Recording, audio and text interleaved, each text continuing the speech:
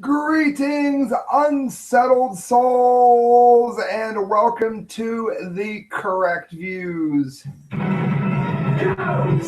I. B. Gangi doing political commentary for the Media Speaks on this fine Tuesday, 3/15/2016 in Ohio.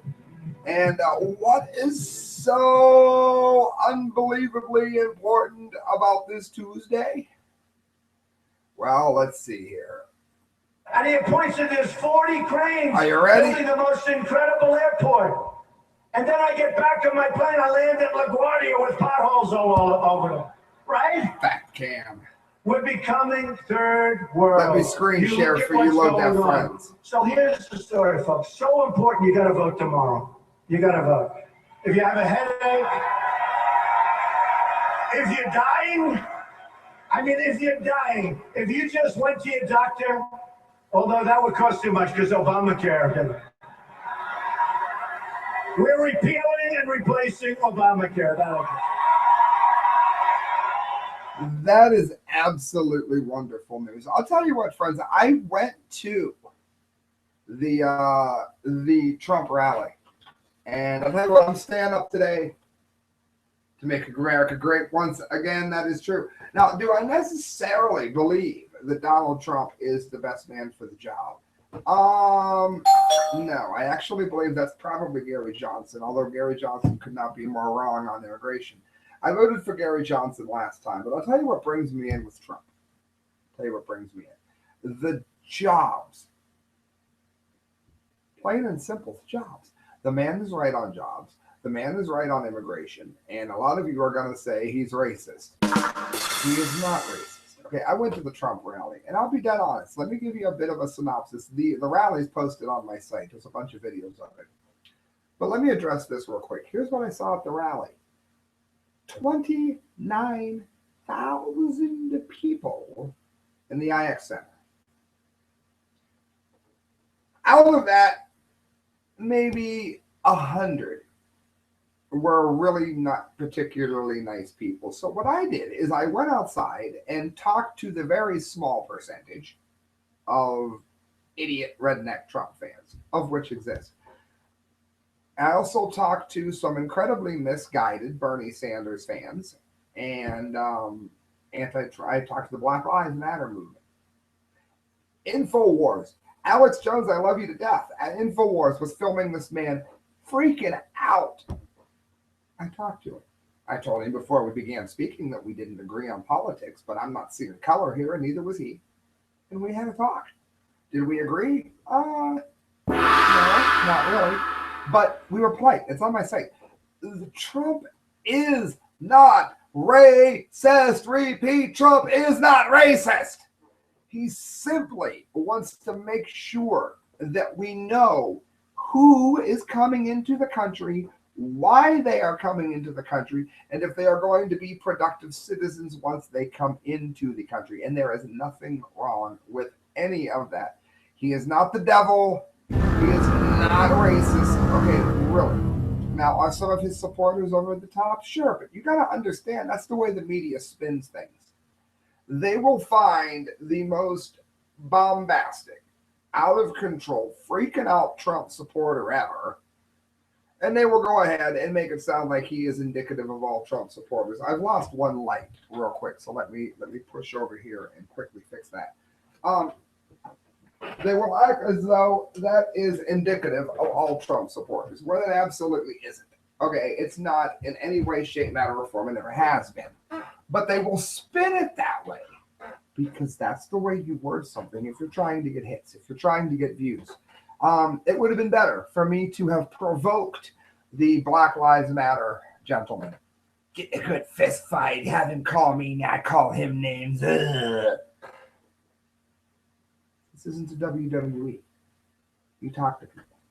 And if you listen to what it is that Donald Trump says when he's talking, then you will see quite clearly that he is not racist. Low def people, I'm going to be going to the screen share a lot so that you guys can see what I'm reading. HDF people over there, you got Fat Cam right here. This is from Prison Planet.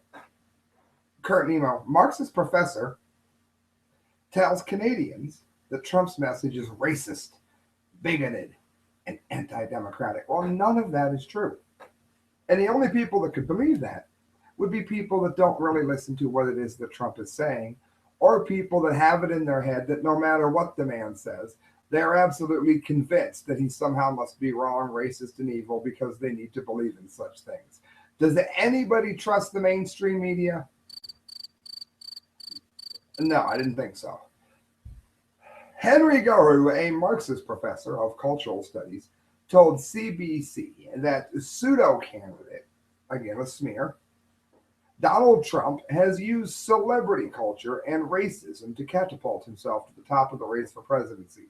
Perhaps celebrity culture? I mean, to be real, I don't think Trump is the best thing since sliced bread. He's using his popularity. I think he would even say to some degree that that's true. Racism? No, absolutely wrong. Not racist. Guru dismissed Trump's followers as uniformly racist. Untrue. I'm one of them, I would know. And says that the candidate has tapped into amorphous anti-establishment sentiment prevalent on what he described as an isolated political fringe. No, these are people who want America to be Americans. We don't want to be global citizens. We want people like Obama out of office, people like Bush out of office, people like Chris Christie never in office, because we don't want to harm the global community. But we are not and will not be beholden to them. That is why we love Trump. We are not a political fringe and we are not racist. The Republican Party has been telling these people, the fringe element of the white ring, to be angry. No, we are already angry because you have sent our jobs away without reason, without merit, and without recourse, and think that you're going to get away with it. I feel that the people are feeling relatively isolated and they don't have a language to identify the problems. No, we do have a language. And it is not that we are settling for Donald Trump. Donald Trump speaks for us because Donald Trump is right. He is correct when he says millions of Americans are politically isolated and their opposition to the state and political class is primarily visceral. The failure of many, it goes on, to fully grasp issues and problems, however, is largely the result of establishment control of the mass media, although this is beginning now to change. It says Trump is not an ideological candidate. Trump is confusing the powers that be and the commemorate because he does not neatly fit into one of the two tidy dichotomous ideological boxes that be the Republicans and Democrats that serious partisan candidates are supposed to conform to, that is, pander to, according to Danny Phillips. Trump is not primarily an ideological candidate. That means he doesn't subscribe to just one view.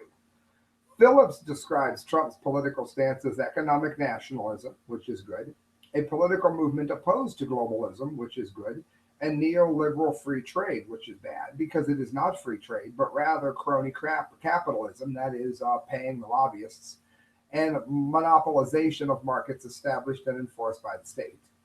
Our reaction to the domination of control of the economy by and the benefit of international banking cartels and corporations, enforced by a privately held Federal Reserve, of course, which is ripping us off, the government agency more or less created the Trump political movement. So, I mean, you've got to understand here. It says the lesson of Ron Paul's failed presidential. Well, let's go into this real quick. The ideal candidate would be a libertarian along the lines of Ron Paul. The political class, however, has successfully marginalized libertarians. Look up how they cheated Ron Paul of a legitimate win in Iowa, and more or less kept them out of national political arenas, as evidenced by the almost complete absence of libertarians in Congress. The lesson of Ron Paul's failed presidential campaign is that the establishment will sabotage any effort by a liberty candidate to seek the White House. The so-called Tea Party serves as a primary example of the establishment's successful efforts to destroy and render harmless the liberty movement, a movement that has its origins subsequently betrayed by Republicans and their operatives in Ron Paul's 2009 populist Boston Tea Party that railed against the establishment. So the point is that when you do things properly, you tend to get hosed, and we're sick of it. And we are supporting Donald Trump, even though we don't agree with them on everything. Let's face it, Donald Trump is painfully wrong on all matters that have to do with Snowden, the Fourth Amendment, and that kind of thing. I have concerns as to whether or not he will allow states to decide marijuana laws. I hope he does. He's not the perfect candidate, but he is, in fact, not the lesser of two evils because he is not evil. And what he wants to do for jobs, what he wants to do for our economy, and what he wants to do for our future are, in fact, the exact things that need to be done if we are to have any kind of future whatsoever here.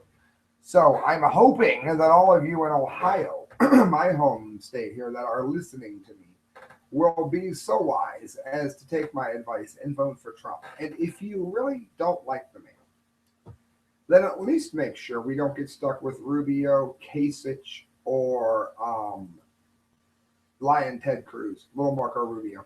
I'll tell you why, too. Because if you hate Trump, you can at least vote for him to get him in over the failures of Rubio and Cruz and Kasich. Kasich is in favor of NAFTA. Now, I was somewhat willing to accept such things as Kasich. I was even mildly hoping maybe he would get BP because he hasn't done so bad in Ohio, but he's in favor of NAFTA. If you're in favor of NAFTA, I'm sorry, you do not get my nor any thinking person's vote. Moving on with this is Trump racist BS, which I can't even believe that I have to address. Let's check this out. The racist Donald Trump. Ben Carson, I will serve as an advisory position in the Trump administration. Now, keep in mind that Ben Carson is, in fact, a black man. So the ever racist Donald Trump has chosen a black man. Listen. In my discussions with Donald Trump, he does love America, and he does want to be successful. Listen to this. And he will surround himself with very good people. And will one of them be Dr. Ben Carson? I will be doing things as well, yeah. In the administration? Look at this. Certainly in an advisory capacity. That's been determined when you sat down with him, that was discussed? Yes. And you want to tell us whether it be advisory towards medicine? And he won't say whether it's a cabinet position or not. But I really think if Donald Trump was racist, the first appointee that he would say he's going to make as an advisory positional member would not be the black man, Ben Carson.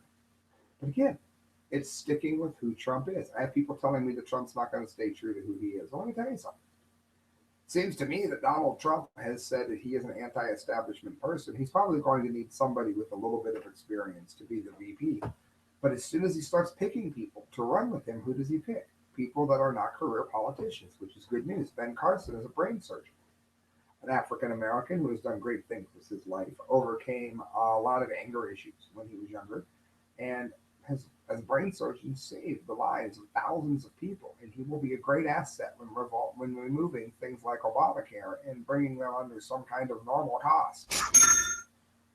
Monday on Newsmax's TV, the Steve Malzberg Show, former Republican presidential candidate and Donald Trump supporter Ben Carson said he is determined he will be in an advisory capacity in the Trump administration. So now we have a black man who's going to be brought in, and they're going to say that Donald Trump is racist because he hired a black man. And the black community will be too ignorant to actually stand up and realize, hey, it's not racist. Like they said the same thing about Bush.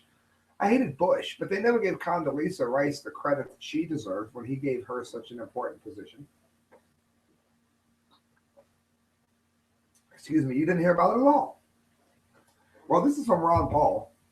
Loretta Lynch, the government war on free speech. Now, this ties into the whole little mini Trump update, and I'll tell you how, even though that Ron Paul and Donald Trump obviously have differences. Who do I think is better? Ron Paul by far, but he isn't running. And Gary Johnson is so wrong on the border that I have an issue with him on that. And I mean, there's still time for Trump to lose my vote. But even though I do like Johnson more this cycle, I think I'm going to vote in favor of jobs. I'm going to vote for Trump. It's 4:30 here, and I promise you, when the polls open, Christelle, my wife, and I are going to go and vote for Mr. Trump. During her appearance before the State Judiciary Committee this week, Attorney General Loretta Lynch admitted that she asked the FBI to examine whether the federal government should take legal action against so-called climate change deniers. So this is another issue where Donald Trump is 110% right. You've got Hillary Clinton out here. Let me go ahead and see if I can get a screen share going on this. You've got this idiot, fact cam for you high def people. You've got this idiot Hillary Clinton out here promising to take jobs away from people. And I mean, literally, let me see if I can find it. Maybe I didn't save it. She says that she is going to be shutting down coal plants, and she's bragging about it. Well, the interesting thing is that man has been proven to have not been warming the planet for between 15 to 18 years. Their data is so skewed that there are questions as to whether or not the last 50 years haven't just been lied about by the areas that they chose to call the warming analysis segment, where they're analyzing how much the climate supposedly warmed. It's a crooked business, friend. Plain and simple. Global warming is a lie. Man is not warming the planet. While Attorney General Lynch is not responding to any criminal acts committed by climate change skeptics, instead, it says is responding to requests from those frustrated that dissenters from the alleged climate change consensus have successfully blocked attempts to create new government programs to fight climate change. In other words, they want to pick your pocket, and they want you to be okay with it. They want to pick your pocket so that they have greater control over you and greater income for themselves. And never mind the fact that the entire basis that they're doing it for is that of a lie. Man is not, has not, will not, cannot warm the planet. This is simply normal activity that the planet has always done, skewed and sold to an incredibly dumbed down population. If successful, the climate change censors could set a precedent that could silence numerous other views. For example, many people believe the argument over whether we should audit and then end the Federal Reserve is settled. Therefore, the deniers of Austrian economics, that is to say common sense, are harming the public by making it more difficult for Congress to restore a free market monetary policy. So shouldn't the government silence Paul Krugman? The climate change censorship movement is part of a larger effort to silence political speech, which again is another reason to vote for Mr. Trump, because Donald Trump is right about climate change and Donald Trump is on the right side of free speech. Other recent examples include the IRS's harassment of Tea Party groups, as well as that agency's fortunately thwarted attempt to impose new rules on advocacy organizations. So what they're trying to do here is move along where Woodrow Wilson and Franklin Roosevelt have done before, where they can limit free speech for anything they want. He writes, today, many neoconservatives are using the war on terror to justify crackdowns on free speech, increase surveillance of unpopular religious groups like Muslims, and increase government control. And again, I think the Muslims do need to be monitored so that we know if they are peaceful or not, but that doesn't mean they need to be silenced and not allowed to speak clearly. Moving on, the last of our little Trump update here. ICE, 100, and this is from WashingtonExaminer.com, 124 illegal immigrants released from jail, later charged in 138 cases, murder cases. So you are letting criminals, illegal aliens out, and they are committing 138 crimes for 124 illegals released, and they are murders, not just like, parking violations. U.S. Immigration and Customs Enforcement have revealed that 124 illegal immigrant criminals released from jail by the Obama administration since 2010 have been subsequently charged with murder. The Center for Immigration Studies, and there is a link right here. I'm going to screen share from my low def. The Center for Immigration Studies report on the data from ICE to the Senate Judiciary Committee added that the committee is not releasing the names of the murder suspects. Of course not, protect the illegals. The criminal aliens released by ICE in these years, who had already been convicted of thousands of crimes, are responsible for a significant crime spree in American communities, including 124 new homicides. Inexplicably, ICE is choosing to release some criminal aliens multiple times, said the report written by CIS's respected Director of Policy Studies, Jessica M. Vaughn. So, you break a crime as an American citizen, you're done. You're hosed. But if you are an illegal immigrant, you can damn near get away with anything and still be left out. And obviously, you can go and murder someone before we finally pick you up. She added that 75% were released due to court orders. Again, the courts being on the wrong side of the law, which is why we don't trust them, or because their countries wouldn't take them back. So if the country doesn't take back the criminal that we have who probably snuck into the country, then they should be free to kill us all. What's more, her report said that the 2014 ICE released 30,558 criminal aliens who have been convicted of 92,347 crimes, and only 3% of those have been deported.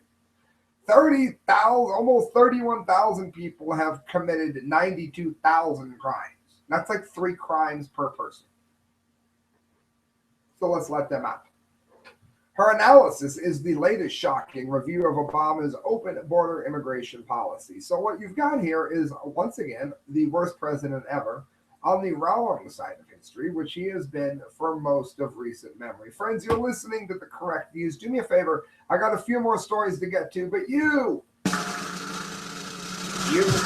are low def, high def, are going to want to go ahead and check out Sticker Junkie. Why? Because when you go to stickerjunkie.com, you're going to find a great job having been done on your stickers. And you're going to find out that you're getting a discount if when you check out, you put the correct views or correct views in your checkout. Let them know you heard about it here. You're going to get the best price ever.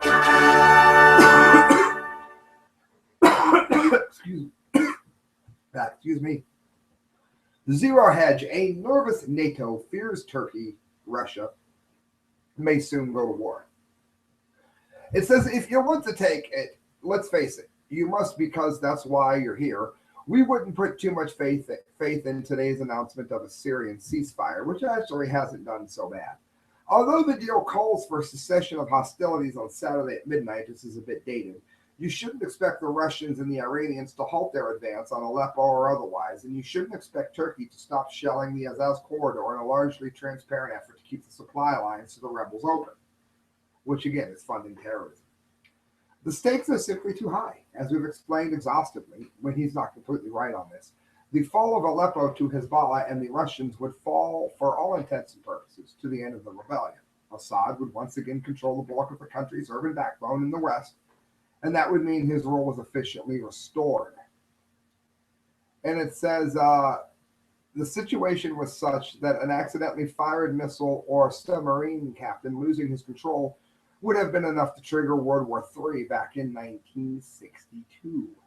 And it said Turkey has done its part in recent weeks to ratchet up the problems, and especially by shooting down a Russian aircraft. And it said, should Turkey be responsible for escalation, say officials in both Berlin and Brussels, Ankara would not be able to invoke the NATO treaty. In other words, because Turkey is causing so much of the problems in the area, they won't be able to use the help that NATO normally offers to bail them out. In other words, they need to quit cold turkey. Sorry, Turkey, NATO's not going to be there to help you.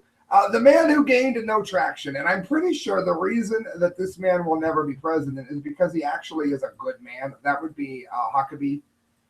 Mr. Huckabee is a wonderful man, and in America today, you can't be a wonderful man and get anywhere. Listen to this.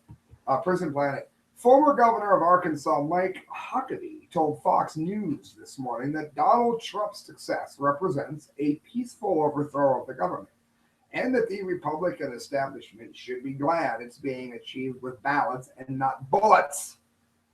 Huckabee, who has not officially endorsed Trump, told Fox and Friends that people in Washington need to recognize the reason that Trump is winning is because his supporters feel like people in Washington have helped them lose, and they're sick of it. Feel like it? No, it's absolute truth.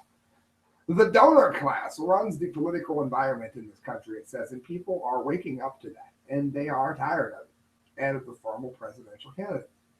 That's what this election is largely about. It's an overthrow of the government.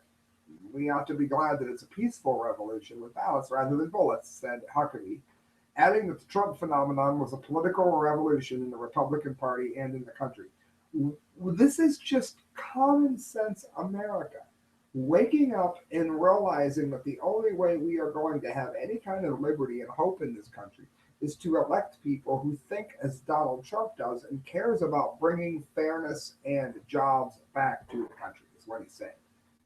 In other instances, countries have revolted in the most violent ways. Unfortunately, that isn't happening here, although I fear that could be the case if the GOP tries to cheat us out of Trump during the convention. Huckabee accused, and rightfully so, the Republican establishment of bedwetting over Trump by treating his voters as stupid while trying to select a presidential candidate rather than let the American people elect one, which of course is the way it's supposed to run, and we want Trump. The former governor said that Trump supporters were coming out in droves to support him because they're angry at the very establishment who is going nuts because Donald Trump is doing well. And they don't get it, and that's part of the problem.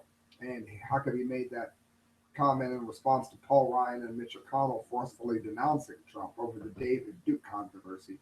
And there is no freaking David Duke controversy. He has repeatedly said that he does not want support from David Duke. And friends, that brings us to the Dumdy of the day. That's right, you are an idiot. Today's Dumdy is actually a Dumdies. It goes to both Hillary Clinton and Bernie Sanders, who could not be more wrong. The Telegraph, Hillary Clinton and Bernie Sanders accused Donald Trump of inciting violence. Now, let me go ahead to my site real quick. Here is where, I'm going to go to screen share. Here is where I can tell you from firsthand experience. I was there. Trump does not in any way incite violence of any kind. Now, this is 56 seconds long. I want you to listen to it because this is exactly what you hear when you go to a Trump rally. So let's see how he is inciting violence here. Hold on, let me read. To promote their own political Here we go. messages. Now, listen. Rallies by using them as an opportunity to promote their own political messages. While they certainly have the right to free speech, this is a private event paid for by Mr. Trump. We have provided a safe protest area outside the venue for all protesters. If a protester starts demonstrating in the area around you, please do not touch or harm the protester. Oh. This is a peaceful rally. Do not harm or touch the protester. This is a peaceful rally. Or harm the protester. This is a peaceful rally. In order to notify the law enforcement officers of the location of the protester, please hold a rally sign over your head and start chanting, Trump, Trump, Trump. Ask the people around you to do likewise until the officer removes the protester. Thank you for helping us make America great again. Now, does that sound to me like a speech or a recorded message that would in any way incite violence? No. And that is why this wins the Dumdy of the day. Hillary Clinton and Bernie Sanders accused Donald Trump of inciting violence. The Democratic presidential candidates, Senator Bernie Sanders and Hillary Clinton, condemned Donald Trump and accused him of, again, inciting violence, which we just proved to you wasn't true. In a town hall meeting broadcast on CNN, the Democratic presidential candidates, Bernie, give it to me free Sanders, even though we're bankrupt, and Hillary Clinton both said Republican frontrunner Donald Trump is inciting violence at his rallies, as you can tell by the peaceful message that he gave. Both cited Trump's offers to pay legal fees for a man who was videotaped punching a demonstrator. That's because Donald Trump had made a joke that some bonehead took seriously. And you know what? He probably shouldn't have offered to pay, but he was, trying to be nice. Now he's paying for it. No good deed will go unpunished. Sanders specifically condemned Trump's comment that the demonstrators are Bernie Sanders supporters and that Sanders needs to get his people under control. Well, I interviewed the protesters in Cleveland, and they were largely Bernie Sanders supporters. As a matter of fact, you can tell that there's something screwy going on here because nobody is supporting Hillary Clinton. Everybody I know is Trump or Hillary. So this notion that, Trump or Sanders, I really do believe, and I don't like it, that Sanders is being held down or otherwise skewed here because this doesn't make any sense. Do you know any Clinton supporters? If you do, leave a comment. I don't think you do. I think there's something going on here. I hesitate to say this because I really don't like to disparage public officials, but Donald Trump is a pathological liar. No, Donald Trump is somebody who has spoken more truth than Bernie Sanders has ever heard. He also said that protesting is a right, although he does not believe in disrupting other people's meetings at rallies. And he said he has no control over whether his protesters protest and how. Well, the reason you're getting the dumpty of the day, you dumbass Bernie Sanders, is you have just said that you are holding Donald Trump responsible for what his followers do. And yet you are saying that you are not responsible for what your followers do. That is why you're getting the dumpty of the day, you stupid ass. Friends, you're listening to The Correct Views. If you would like to donate to the show, get a hold of me at thecorrectviews@hotmail.com. Every penny you give to me goes towards that better show that I want to give you. I would like to do this full time, but it would involve me leaving my job to do it, so I would need to find a way to get some income in. I mean, the show is growing. We've interviewed vice presidential candidates here. We've been on InfoWars. We've been on Prison Planet. We've done 2 documentaries, one on Bilderberg, one on Paul Revere. We've covered the Trump rally. We're about to probably be getting into the GOP convention. I need your help. I really, really need your help because all this costs a lot of money. Good night, friends. God bless, and thank you for listening. Please hit share and please hit subscribe.